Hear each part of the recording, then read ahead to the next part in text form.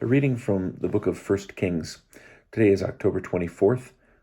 Our reading from 1 Kings is chapter 10.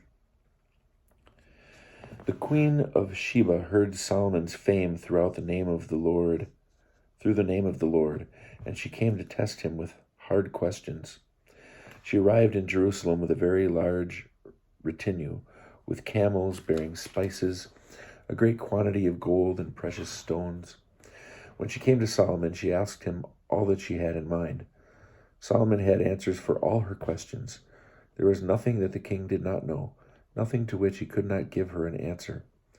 When the queen of Sheba observed all of Solomon's wisdom, and the palace he had built, the fare of his table, the seating of his courtiers, the service and attire of his attendants, and his wine service, and the burnt offerings that he offered at the house of the Lord, she was left breathless. She said to the king, "The report I heard in my own land about you and your wisdom was true, but I did not believe the reports until I came and saw with my own eyes that not even half had been told me.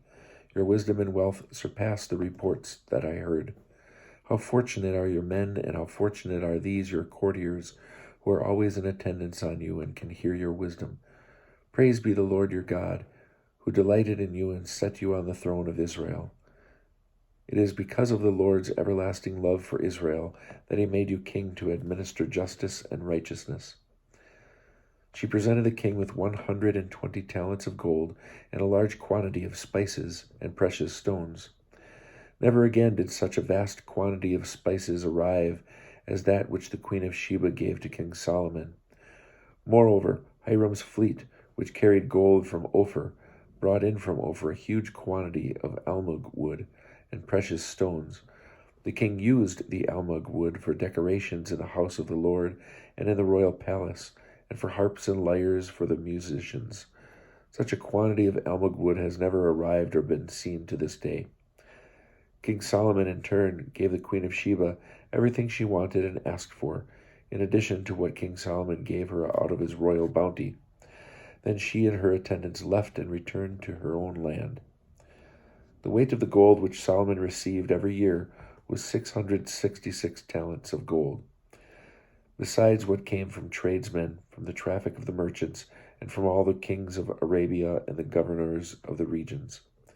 King Solomon made 200 shields of beaten gold, 600 shekels of gold to each shield, and 300 bucklers of beaten gold, 3 minas of gold to each buckler. The king placed them in the Lebanon forest house. The king also made a large throne of ivory, and he overlaid it with refined gold. 6 steps led up to the throne, and the throne had a back with a rounded top, and arms on either side of the seat. 2 lions stood beside the arms, and 12 lions stood on the 6 steps, 6 on either side. No such throne was ever made for any other kingdom. All King Solomon's drinking cups were of gold, and all the utensils of the Lebanon forest house were of pure gold. Silver did not count for anything in Solomon's days. For the king had a Tarshish fleet on the sea, along with Hiram's fleet. Once every 3 years the Tarshish fleet came in, bearing gold and silver, ivory, apes, and peacocks. King Solomon excelled all the kings on earth in wealth and wisdom. All the world came to pay homage to Solomon and to listen to the wisdom with which God had endowed him. And each one would bring his tribute, silver and gold objects, robes, weapons and spices, horses and mules, and the amount due each year. Solomon assembled chariots and horses. He had 1,400 chariots and 12,000 horses, which he stationed in the chariot towns and with the king in Jerusalem. The king made silver as plentiful in Jerusalem as stones, and cedars as plentiful as sycamores in the Shephelah. Solomon's horses were procured from Mizraim and Kue. The king's dealers would buy them from Kue at a fixed price.